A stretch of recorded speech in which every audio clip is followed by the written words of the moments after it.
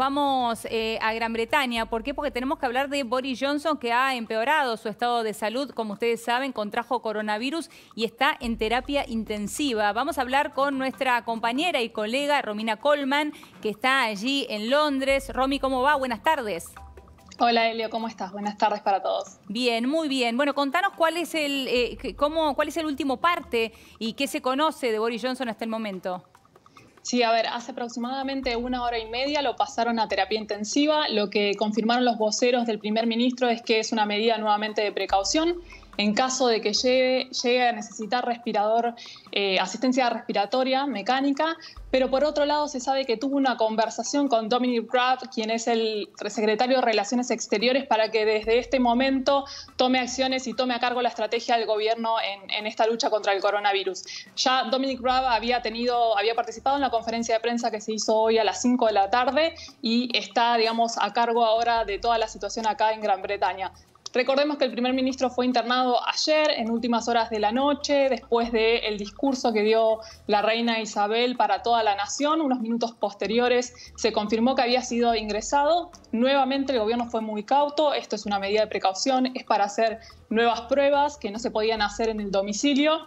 Y por otro lado, lo que confirmaron en estos momentos es que se encuentra consciente y solo es una medida de precaución, pero está en terapia intensiva en el Hospital St. Thomas, que se encuentra en el área de Westminster, en el centro de Londres. O sea, Romy, que lo que se decía es que más allá de que él estaba internado, igualmente seguía dando las directivas para enfrentar esta pandemia y con las diferentes cuestiones, decisiones que tiene que tomar en Gran Bretaña. Hoy por hoy, ¿él no está al mando, él no está tomando las decisiones?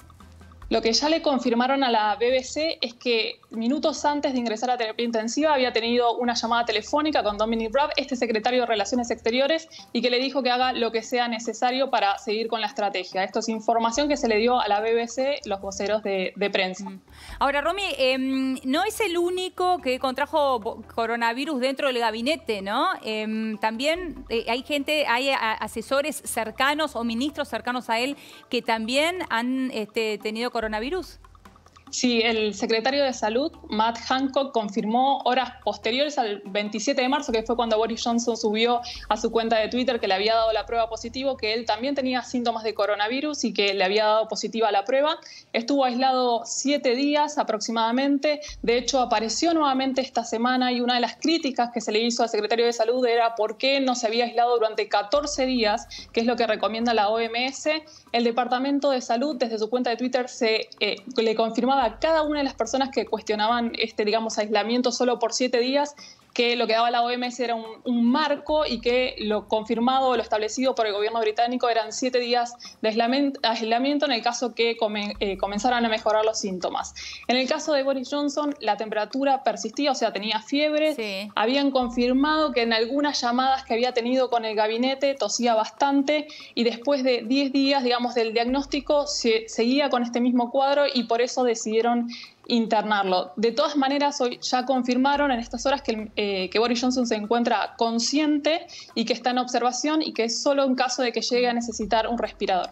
Ahora, Romy, ¿cómo ha tomado esto la población? Porque ha impactado directamente en el corazón de Gran Bretaña. Estamos hablando del primer ministro internado en terapia intensiva. Más allá de que salgan a decir si eso o no por observación, lo cierto es que va empeorando el cuadro del primer ministro. ¿Cómo ha tomado esto la población?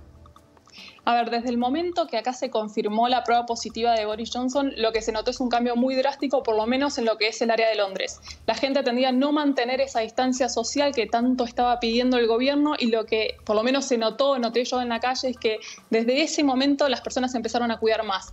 De todas maneras, hay como mucho problema acá con lo que es la población joven que sigue saliendo porque hay días de sol en Londres y están preparando una estrategia muy fuerte y focalizada en términos de comunicación para todo lo que es la población más jóvenes de Londres. Y lo que estuvieron insistiendo los secretarios de Estado es, por favor, aunque salga el sol, no salgan a la calle, necesitamos continuar con las medidas de distanciamiento social, más aún teniendo en cuenta que Londres no ha llegado todavía al pico y hoy ante una pregunta que se hizo en la conferencia de prensa respecto de si iba a ser este fin de semana el pico, el gobierno no lo confirmó, dijo que por el momento se necesita mantener el distanciamiento social y que no pueden confirmar por cuánto tiempo más vamos a estar todos en cuarentena. Recordemos, Celio, que ya llevamos 3 semanas aproximadamente, el mismo periodo que hay en Londres, pero acá lo que sí se permite es salir 1 hora diaria a hacer ejercicios, con lo cual los parques y las plazas siguen abiertos. O sea que no es una cuarentena tal cual la que tenemos aquí en Argentina, pero la diferencia es que tienen este permitido de 1 hora diaria de salida